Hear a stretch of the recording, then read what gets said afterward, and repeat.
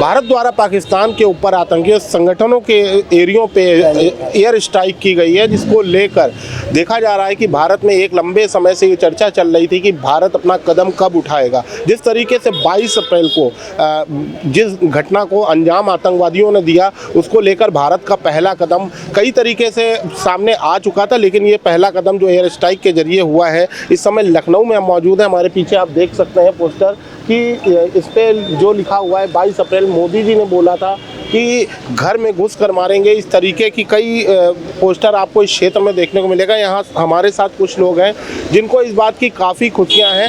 किस तरीके से इसको देखते हैं कि ये पहला कदम माना जा रहा है जो कि आर्मी के द्वारा किया गया है, इसको आप किस तरह देख रहे हैं?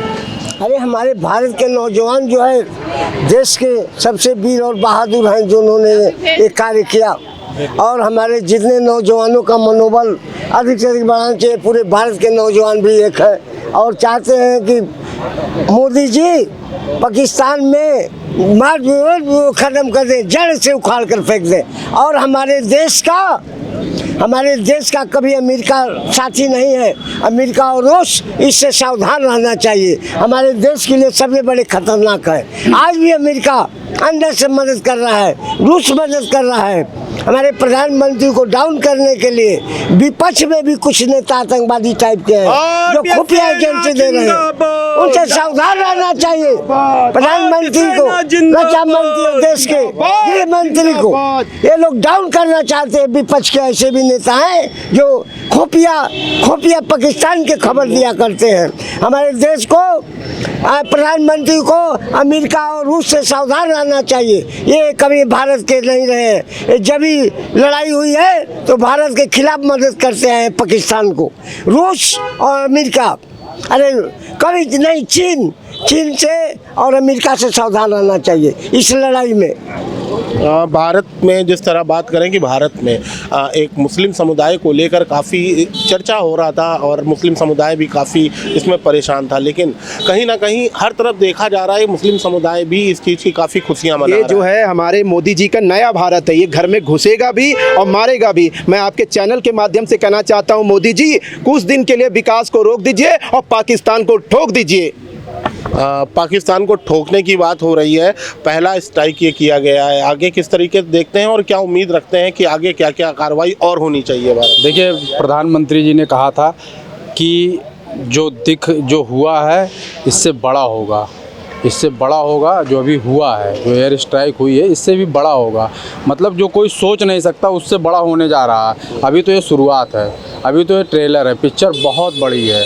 आज शुरुआत कर दिया गया है, हमें तो कुछ और दिख रहा है। हमें लग रहा है कि पीओके पे कब्जा होगा और कल से परसों तक लाहौर पे भारत की सेना झंडा लहराएगी, ये हमको उम्मीद है। और माननीय मोदी जी और भारत के सैनिकों को बहुत बहुत धन्यवाद और उनका स्वागत करते हुए उनकी, और जिसमें उन्होंने जिस प्रकार से हमारी बहनों का सुहाग उजाड़ा था, उनके मांग का सिंदूर उजाड़ा था, इसीलिए इस मिशन को भी वही नाम दिया गया। और उसमें हमारी 2 बहनें भी शामिल थीं, इस स्ट्राइक में 2 बहनें भी शामिल थीं।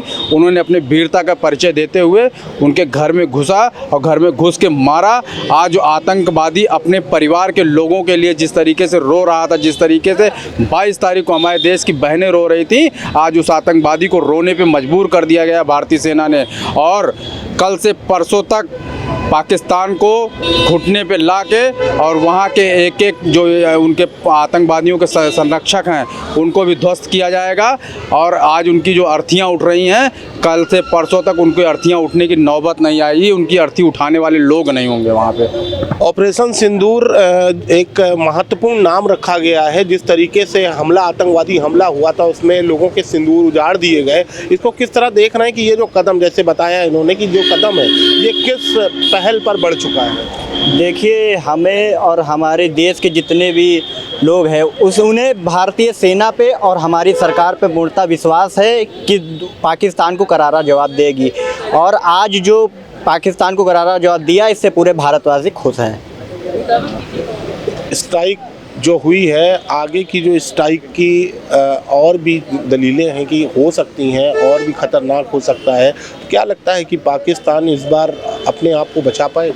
देखिए, मैं बिल्कुल भारतीय सेना अपने आगे के प्लान की तैयारी कर चुकी है, जैसा कि पता चल रहा है, लेकिन विस्तार रूप से हम लोग को भी उसकी जानकारी नहीं है। लेकिन हाँ, कुछ बड़ा ज़रूर होगा। और आपने जो पहले क्वेश्चन किया था कि मुसलमान, इस देश का मुसलमान उतना ही देशभक्त है जितना कि हिंदू है। उन्होंने पहलगाम में जो धर्म पूछ के गोली मारी थी, उसके पीछे एक मोटो था कि भारत में सांप्रदायिक जो माहौल है उसको बिगाड़ा जाए। और उनको जैसा लगता था कि मीडिया के माध्यम से या और अन्य जो छोटे छोटे प्रकरण होते थे, उनको ये लगता था कि देश में सांप्रदायिक तेल छिड़का हुआ है, बस केवल आग लगाने की देरी है।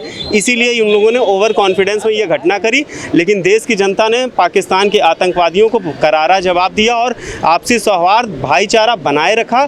और दूसरी चीज़, जिस प्रकार से प्रधानमंत्री मोदी जी ने एक चुटकी सिंदूर की कीमत उन लोगों को बता दी कि क्या होती है, ये इसके लिए मैं प्रधानमंत्री मोदी जी को, भारतीय सेना का मैं बहुत बहुत शुभकामनाएं देता हूं और देशवासियों को भी शुभकामनाएं देता हूं। क्योंकि इस विकट परिस्थिति में जहां तक पूरा देश एकजुट रहा, इसमें कहीं ना कहीं मोदी जी को बहुत ताकत मिली, सेना को बहुत ताकत मिली। और इन 15 दिनों में लगातार जो क्वेश्चन किए जा रहे थे विपक्ष के द्वारा कि कब होगा, मजाक तक बनाया जा रहा था। रफेल पे मिर्ची और खिलौने पे मिर्ची लगा के रफेल का मजाक उड़ाया जा रहा था। उसी रफेल ने आज पाकिस्तान के 9 ठिकानों पर जो है 100 आतंकवादियों को गाड़ने का काम किया है। ये कोई छोटी उपलब्धि नहीं है, बहुत बड़ी उपलब्धि है।